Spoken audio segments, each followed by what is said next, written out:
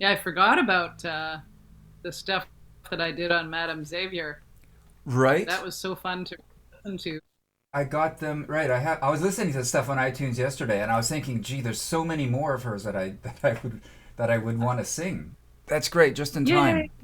Just in time. Woohoo! Hi, Jordi. We were just chit chatting about your songs and how much we like them. Oh, thank you.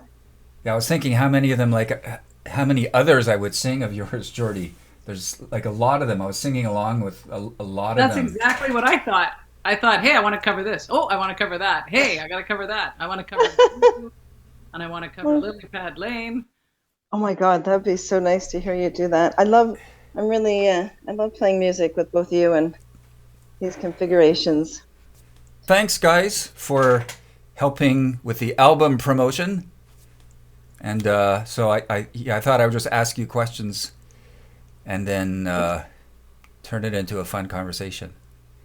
That sounds great. To promote the album, it's like the mock-up. This is what it's going to look like. You've seen it, eh? This is just like I made it on cardboard, but Oh, that looks Ah. nice. yeah, Is it's it good. going to be like a full size vinyl record kind Yeah. of thing? How did you guys meet? How did you guys meet?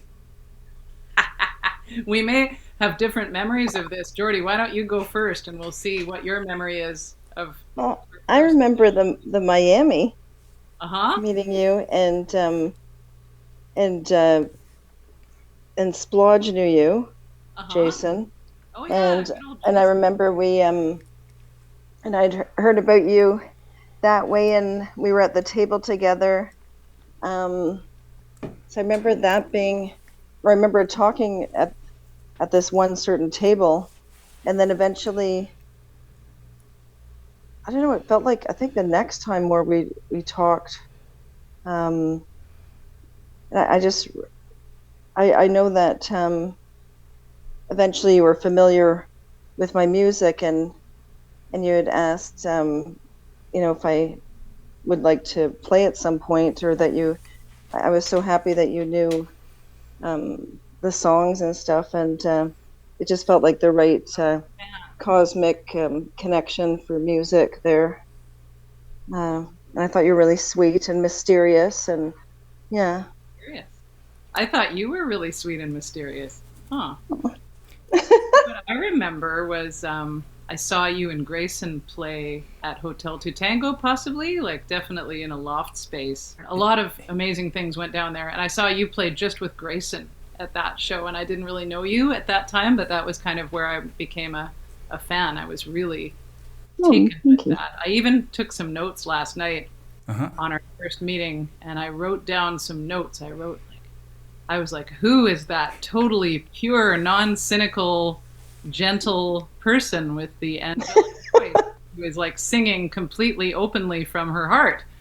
And I was, I think, too shy to approach you that evening. But then what happened later, maybe that thing happened at the Miami bar. I don't remember that one, but I'd like to think that we chatted at the Miami bar. Obviously, we did because you remember that. But then you know what I remember is when we had a really big talk. We were both extras for that movie, The Jackal, starring Oh my Bruce. God. Really? That was fun. Yeah, That was really fun.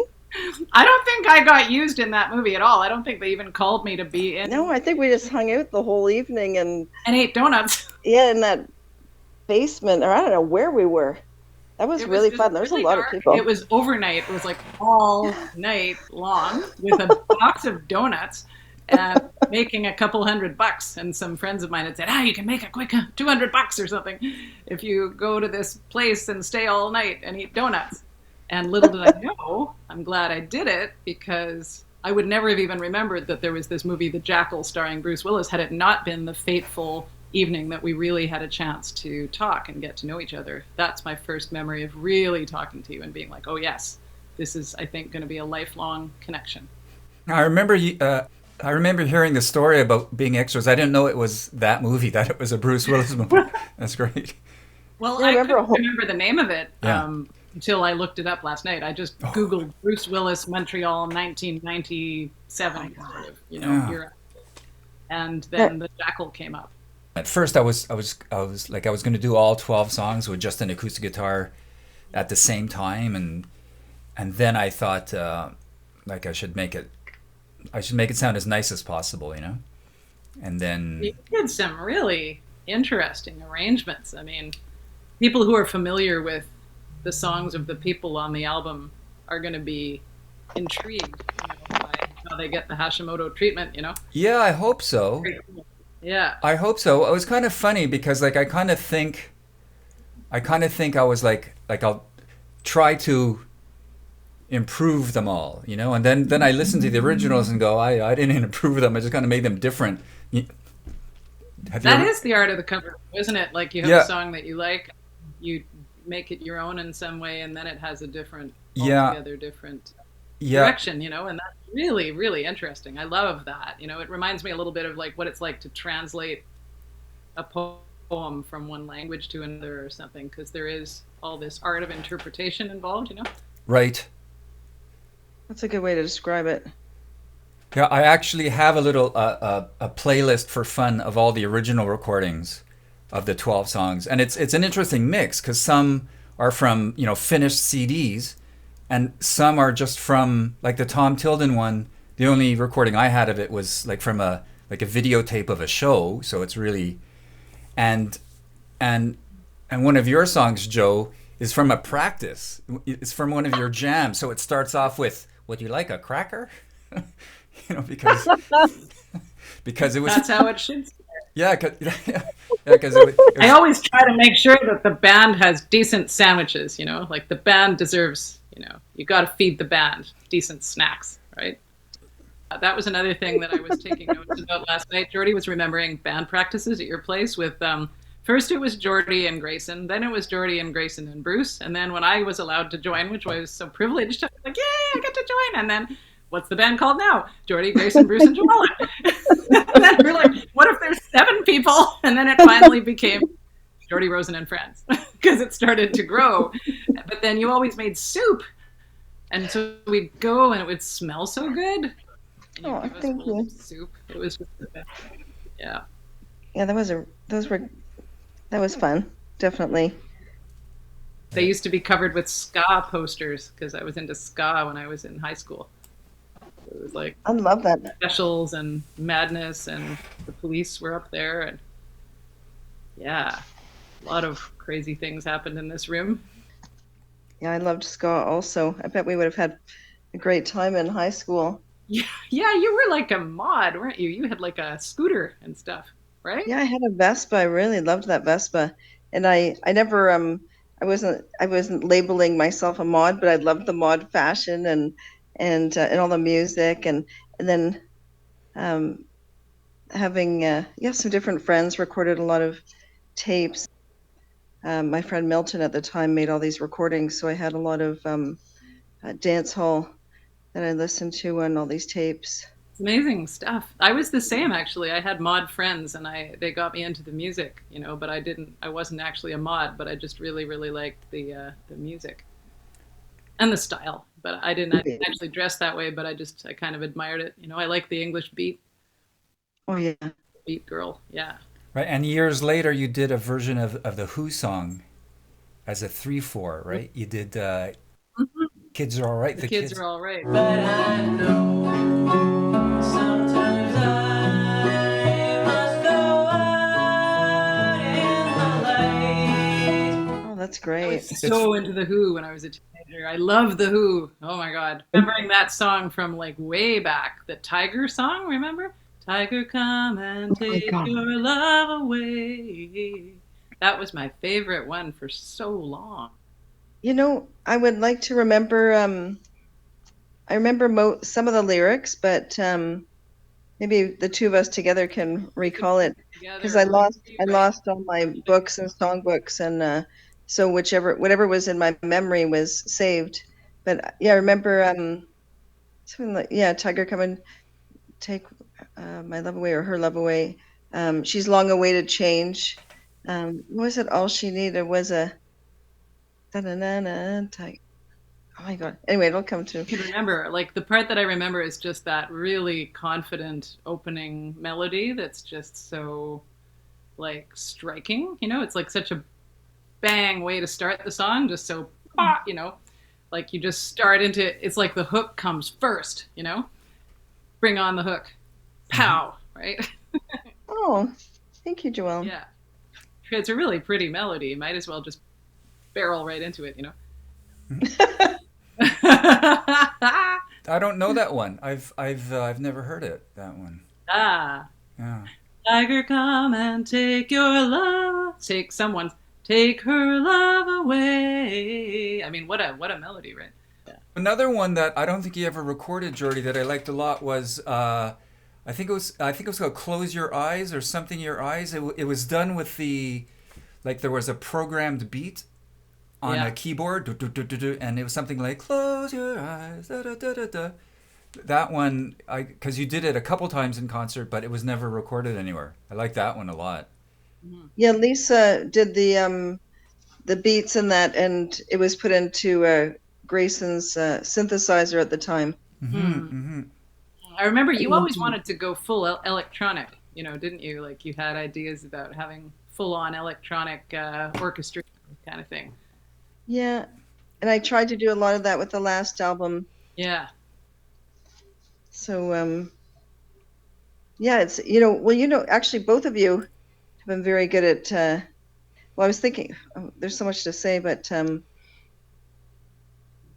you know how when you describe something to someone and they're able to replicate it, and that's what I noticed when working with you, Joelle, and that it's like I would mention the way I wanted the strings to sound, and you were able to get it, which I really was grateful for, because you're able to play by ear as well as Mm.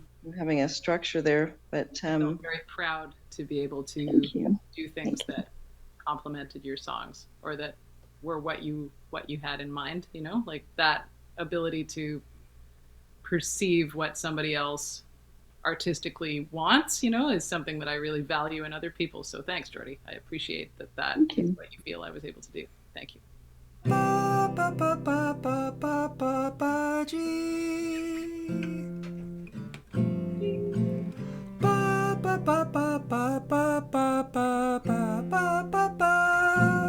Ba ba ba ba ba ba ba ba ba ba G. And Oh, the lower one I think was here. Ba ba ba ba ba ba ba ba ba ba ba ba. Ba ba ba ba ba ba ba ba ba ba ba G. That was it. Yeah. wow.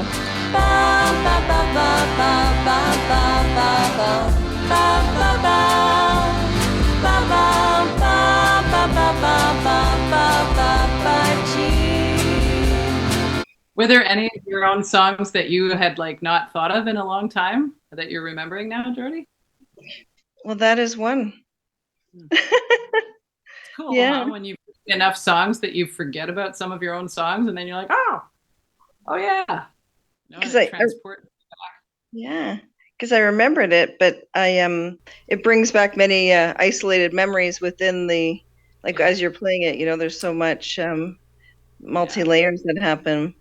Oh yeah, But like when I yeah, hear that song "Pretty Stars," Gord, the one that you ended the album with. The pretty stars are out tonight. I remember writing that about some specific person so long ago. So long ago. Like so many of my songs are about relationship torment, you know? I was like listening to your songs and my songs together juxtaposed on this album, and I was like, "Oh my God, my songs are just so mournful, and Jordi, your songs are so joyful." So I like the contrast, you know? But I mean, like every song has some melancholy and some joy in it, you know? So it's interesting how it balances out, right? But when I listened to that song, I remember that very evening of like literally being, that was not a metaphorical song. I really was at a coffee shop by myself thinking like, what a waste, what a pity that I can't just go to this person's house and just knock on the door and say, I don't even remember what we were fighting about. Like, can we just not fight? No. yeah, I love that song. I was thinking Yeah, about it's very, that. I was thinking about that song earlier today, actually, and how it's interesting when Gordon's singing your songs. It's like I don't know how to describe it, but it's like you. It's like I'm hearing you as he's singing it. Like it's like, oh, you know. But then I realize, wait a minute, that's Gordon. Isn't that weird? Like, if It's you're, like, there is something interesting about covering the songs of like versus me covering the Who. Like, I do not know them personally. No. Well, I do not know them personally, but I know like you and Gord really deeply, you know, and so for you to cover my songs, for me to cover your songs, you know, it's a different experience than to cover the song of someone you don't know at all, you know. It's a totally different trip and very interesting in its own right, you know. But like you really can kind of like inhabit the person's world, but yet it's also your world. It's really blended, you know, a blended world. yes. The guy who mixed the record, this young guy named Shay, he said that like the album of covers, like it kind of sounds like they could have been all the songs of one songwriter.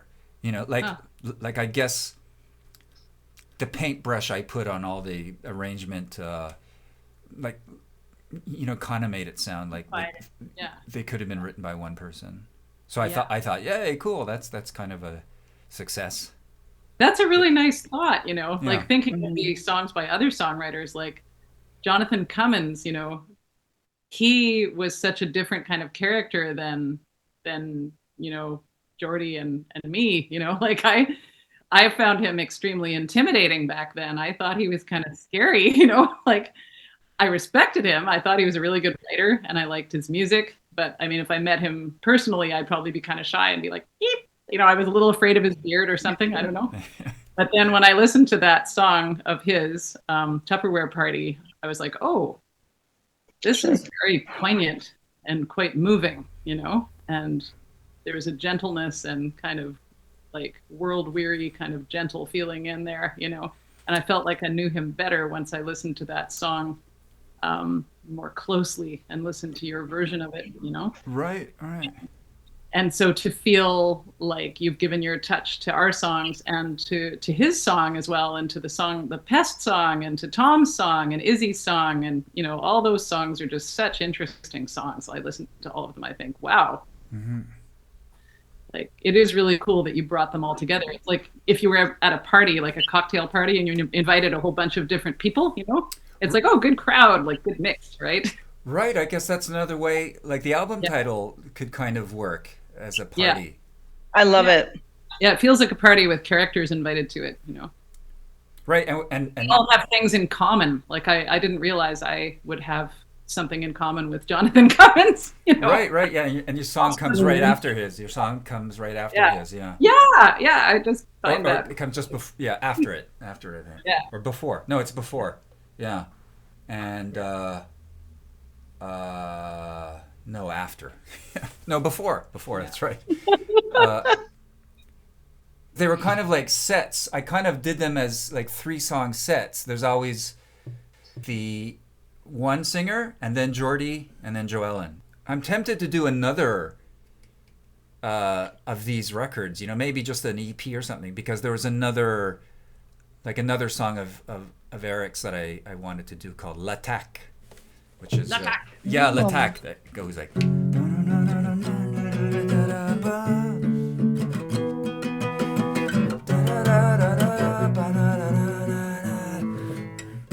Like that.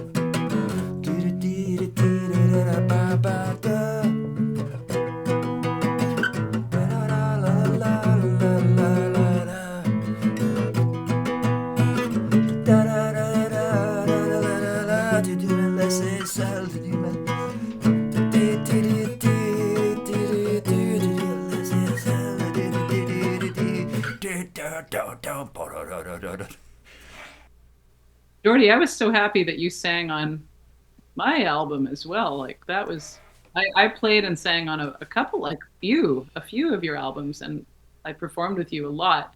And then I had you in the studio singing backup vocals on that song, Calm Your Mind, for the Special Interest Group's album. Teach me to see with your beauty-seeking eyes. Speak of the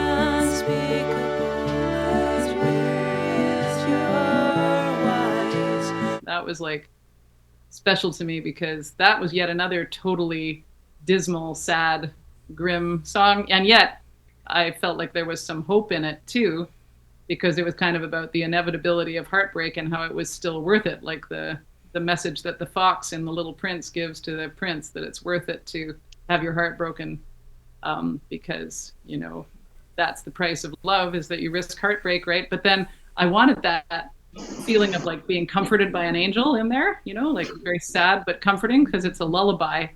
And so you gave it that magic little bling of the thank angel's you. voice in there that made it comforting instead of just depressing.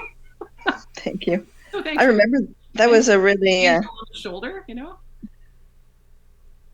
yeah, it felt, I remember that. Yeah, that was a really fun time in the, at Mark Montench's, in the, yeah, in his space there. And yeah, I love that song. He was a really good presence there. It was very welcoming. It's an amazing song, that one. I get a lot of visuals with Joellen's work too. It's hard to describe. It's like you're, yeah, teleported into the song. So I feel it almost like, I don't know how to describe that. Anyway, yeah, Well, you play together, it would always be like that for me, where it was just I would go into a trance, you know, and it would be hard to describe what happened to me. Like I remember playing Pinnacle at Miami Bar. Abolish the absolute past and create a richer past. And it was just clogged with smoke. It was so smoky. And in there, I was all just like, oh my God, you know, like, where's my Ventolin inhaler? But meanwhile, I was smoking at the same time. So, but then we started playing and we're playing Pinnacle. And I just remember like suddenly it was just like going into this world, go into the groove. And then I would just close my eyes. I think that was where I got the habit of always having my eyes closed when I was performing, was from playing with you, because I just wanted to be in this inner world and like going to the astral plane or something. And then, you know, at the end of it, you like open your eyes and it's like you did some kind of deep meditation or something, and you look around and it's like, oh yeah, I'm at the Miami Bar, right? And I was just off some really amazing trip. And yet there was also the communion with the audience going on at the same time, right? It's not like you were like, when I would go into these trances, it wasn't like it somehow excluded all the other people. It was like everyone was part of the trip, and you would make that happen. Like your music made that happen.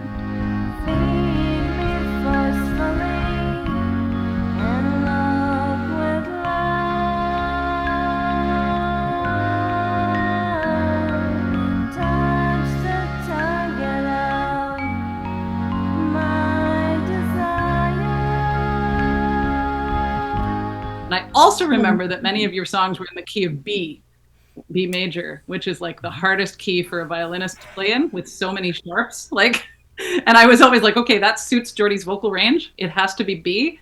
And so part of my meditation was trying to not be out of tune and trying to make sure my finger was exactly in the right place, which is hard to do in B. So instead of being fearful, I would just treat it as part of the paying attention to the moment. And I had never even heard of meditation at that point. I didn't even know what it was, but there you caused it to happen without me knowing. I didn't even realize that so many were in B. It's true. It's true. There were a lot in B, and B is related, as far as I know, to the crown chakra. So it makes sense why we were opened up a lot. I liked Writhe in concert too, the song Writhe, because the harmony on that one was just so nice. Years will go by, don't remember with a sigh. I wished I'd held her hand that night. I wished I'd held her hand that night. Do it right now. Because I saw you guys do that a couple times. That's one of my favorites of yours, Jordi. That's like a song that has a darker feeling to it. Like there's a like your songs are very joyful and spiritual, but they're not lacking in complexity in any way. Like they're complicated emotions and some kind of like angst in that song, which I really related to. Yeah, I love it. It was dark and like Scorpio kind of feeling. You know? Yes, I agree. Yeah, the years will go by. Yeah, it's all about that. like don't wait too long, if there's something you want to do or something you want to say, or it's important to make that move or dare yourself, although it's not always easy. Yeah. I guess when you play with me on my songs, it's also a headache because my key is E flat. Like a lot of the songs that I have to change the key to, it's an E flat for my range, and then so it's another one that, and yeah, exactly, and string players never change the tuning on their No. No, there's like no drop D. I mean, I'm sure there's some. I'm sure Laurie Anderson probably did, things like that. There are probably people who experimented, but right. we know the violinist. Actually, it's a point of pride with violinists is you do not. There's no such thing as a violin capo. You are expected to be able to play just as fluently in every key, in any key. However, that's the aspiration. That's very aspirational. But really, I love playing in D, just for future reference. Okay. Where you can play double stops with open strings. I love those. But then, and in A is lovely. E is nice, and G is great. G, just the open strings, the G and the D, right? That's great. In bluegrass, I play a lot of songs in G. I'm playing in bluegrass bands lately, and a lot of those songs are in G. Well, it depends on the person's vocal range, but not very often do I get bluegrass players asking me to play an E flat or B. However, but that's okay, because it's a point of pride. I did it. Do it. Yep. And I just took it as part of the meditation. That's great. I forget what we were talking about. Hi. You were talking about how I want Willie Nelson to sing Bird of Paradise, and I was trying to find the right way to describe the quality of his voice, and the word sour came to mind, but that's wrong, and it's totally the wrong word, and it's not the word I want. The word I wanted is bittersweet.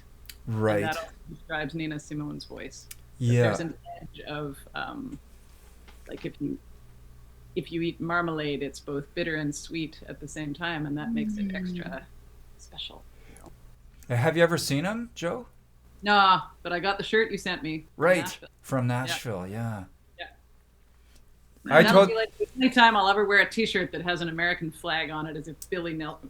Billy? That's my mother. Willie Nelson, if his face slapped over the American flag, then that makes it okay somehow. Yeah. My mom, she's downstairs. Billy Nelson is like the name of my mom and Willie Nelson, which is a really interesting thought. My mom always very strenuously explained, though, that she was just Billy and it wasn't short for anything else. Right.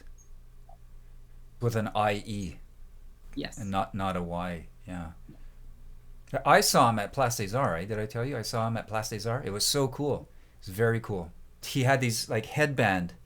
Like, it was his merch. His merch that you could buy out there. And he had this routine going where he had it, and then he took it off, and he threw it out to the audience, and then he had another one that he tied up with his, like, he'd put around his guitar neck and tie it so it'd be the right size. Then he'd put it on, and a couple songs later he'd throw it out to. So he'd like have a new headband. That's right, yeah. And the person would get one that he wore for 2 or 3 songs, and so he did that about 5 times. That'd be kind of special to have, actually. Yeah. And there was, towards the end, he was getting ready to do it, so everybody knew he was going to throw out the bandana. And so they were, like, standing up. And I was, like, in the 4th row. I was really lucky. And in the 1st row, there were, like, a couple old women with white hair, and they were, like, too old to stand up. Everybody was standing, but these 2 women. And like the woman was waving, and she was in the 1st row. And you could sense that he wanted her to get it.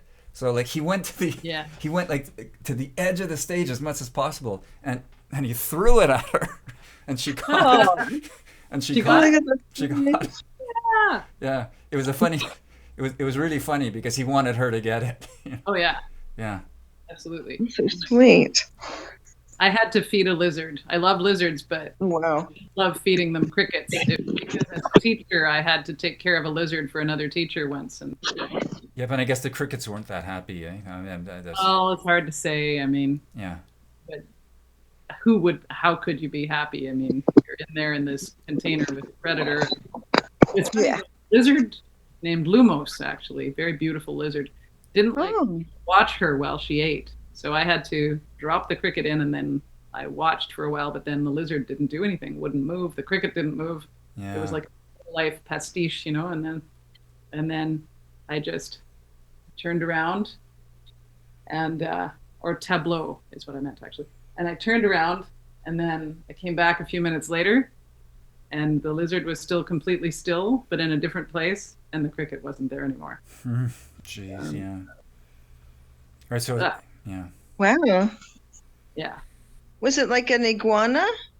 I don't Or know is it? what kind of lizard Lumos was, actually, but she was small and very dark green, had kind of an oval head and long, thin tail, and very interesting, delicate little feet, very beautiful.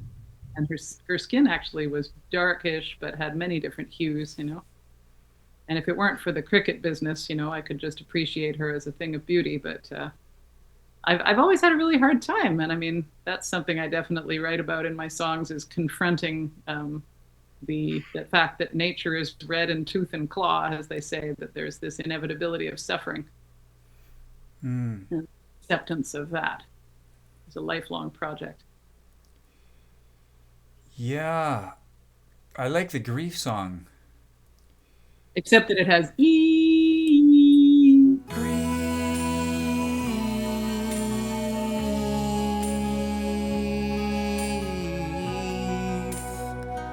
It's hard to bear. I was going to ask you about that because I just always remember you saying that's a hard note to keep or it's I was strange. told by many choir directors that that's an illegal move. Like I've sung in some classical choirs, and I've been told you must not Hold an E? draw out an E sound. That's just not done. It's not allowed. It's not. It's in very poor form. It's just appalling and atrocious. However, I seem to just end up doing that a lot. Grief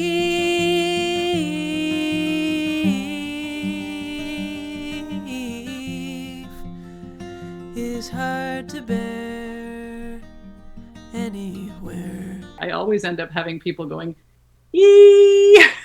Yeah. "Ee." Yeah, it's the text. I'm surprising that anybody would be huffy about that because it's the text. Yeah. People have strong opinions about what sounds proper. Right. Yeah. I don't inhabit the world of classical music, so you can E all you want. But even if that is true, it kind of works with the emotion of the line because Does it? Look, yeah, if they're grieving, it's not comfortable. That is true. It's an uncomfortable feeling, and it's prolonged. Yeah, Yeah, that's true. it always kind of becomes an instrument, that note, because it's like there's a chord, it's a seventh. The melody plays the seventh of the chord, and then the next one, I play it with this open string that you shouldn't normally play, so it becomes like an augmented thing, sort of thing.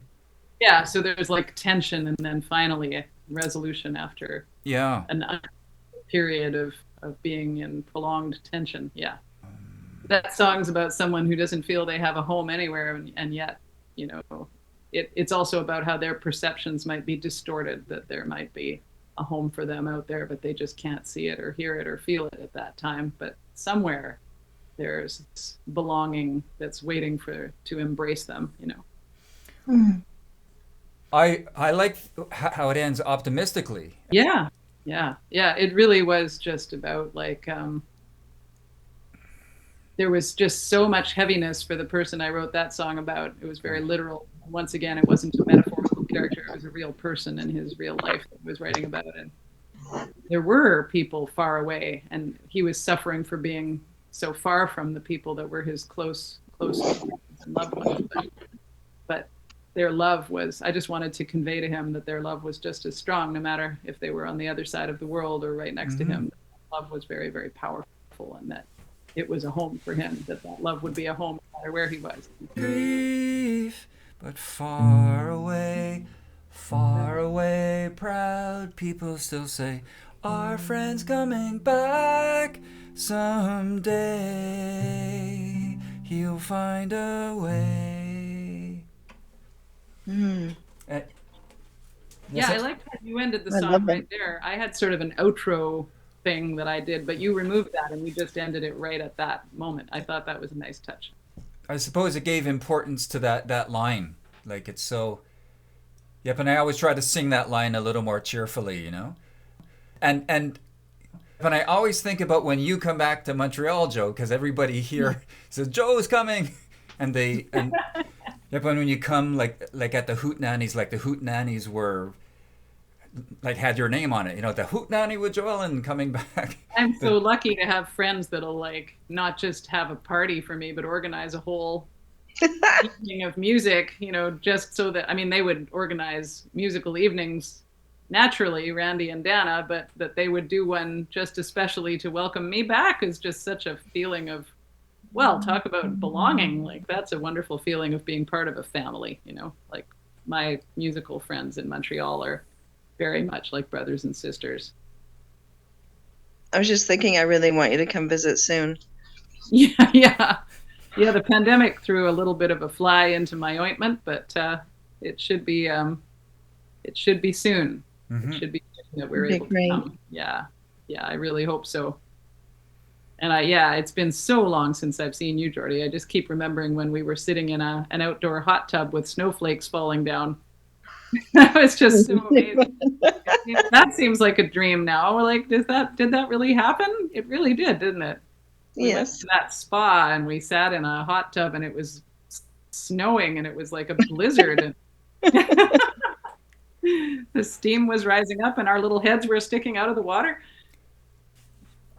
And I wanted to say, Gordon, when you were singing Joellen's song there, Grief, it's like it's like your voice really, I don't know how to describe it, but it really opens up at the end part there. Like Mm-hmm.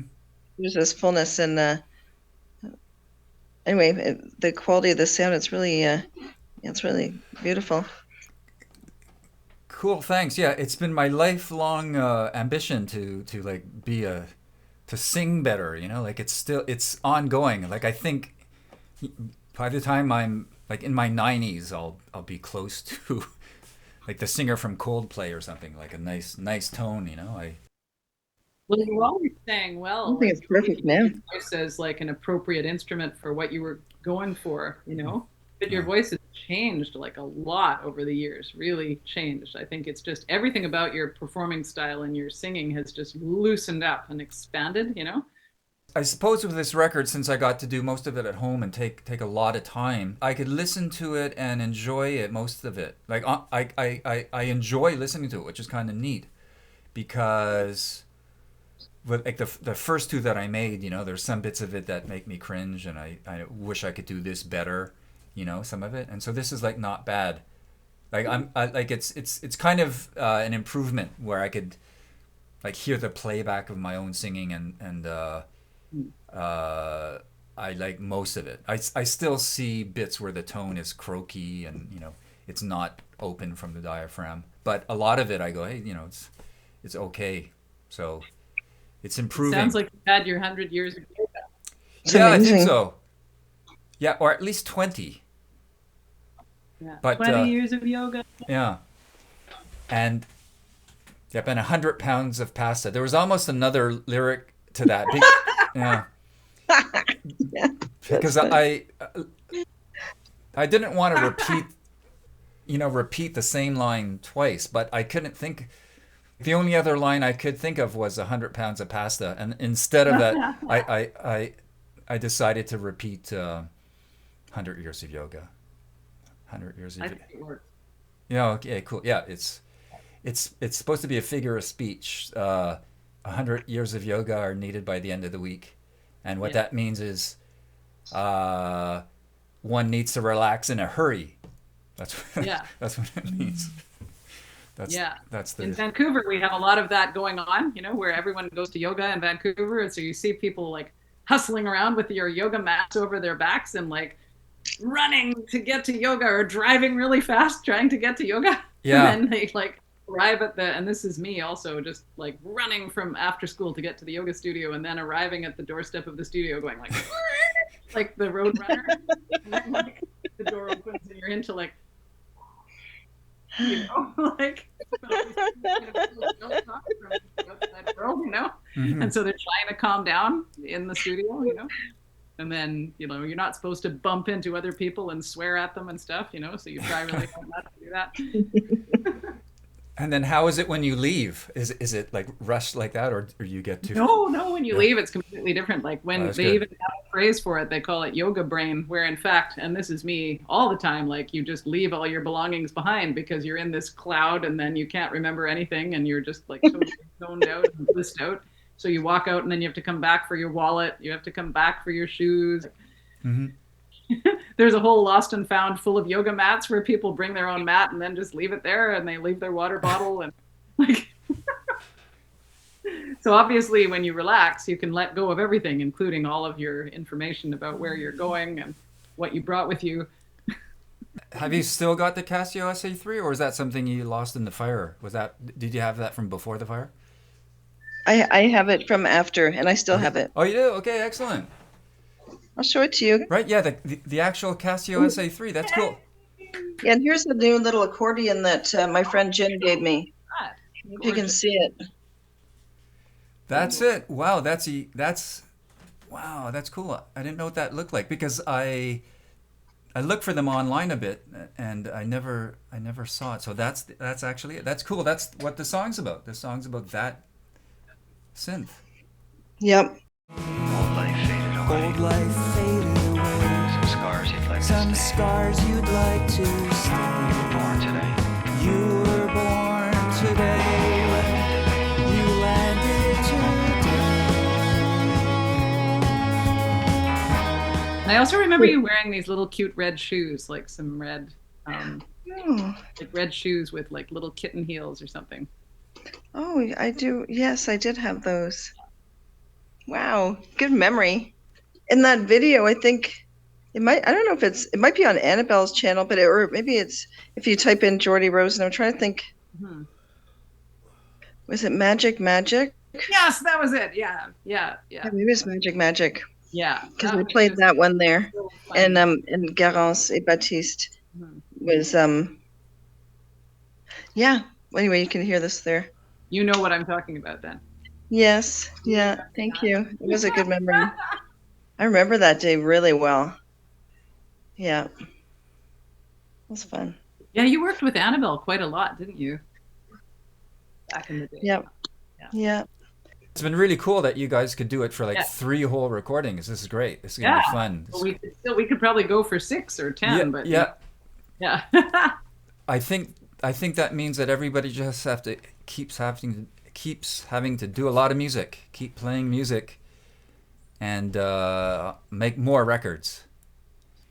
Mm. More records. Right now, what I do musically is I play in a couple of bluegrass bands, just to, you know, I like that kind of music. I always did, you know, because it's mournful yet cheerful, happy-go-lucky yet miserable kind of music. But another thing I do is when I'm teaching my grade 3s, I'm always making up songs like "Everybody line up now, 'cause Miss Housego doesn't want to yell, and this is way more fun than yelling at people, so why don't you just line up, okay?" You know, like, everybody get a pencil, everybody get a pencil, don't throw your pencils at each other, because that isn't fun for the person who gets hit on the head, you know, like, those are the songs I'm making up these days. It's fun for you That's to do great. things, but it isn't fun for people to be hit on the head. That's, yeah, Good improvisation. children's album. Yeah. It's catchy. It's great. What are the names of your bands right now, Joellen? There's one called Streets of Loretta, and there's one called Route 9, and Route 9 does more originals. Oh, Streets of Loretta does more covers of bluegrass, country, and I love western that one. kind of stuff. Okay, That's great. there's only 2 minutes, so I think what we could do is have a wrap up, and it was really cool that you both could come into the Zoom call and tell funny stories about the past. And miss- yeah, I think everybody in Montreal misses you too, Joe. And yeah, and I'm I'm super glad that I could record 7 of your songs, and I can't. Thank you very much. Yeah, thank you for It's a real honor. giving us the honor. It's going to be fun to play them, I think, because we're playing soon, and I'm inspired to like try to sell the album when the vinyl comes out, you know, because it would be really good. Can you tell people when the show is? Oh, the 30th of October at Vice Versa, Where? 6631 Saint Laurent. But yeah, That's yeah, 5:30. 5:30. Oh, it's going to end soon. Ah, Okay. Bye. Thank you. thanks. Yeah, Lots thanks, of Jordi. love. Thanks, Joellen. Thanks, Big Jordi. hugs. Bye Yeah. bye. Bye. Bye. Bye now. Thank you.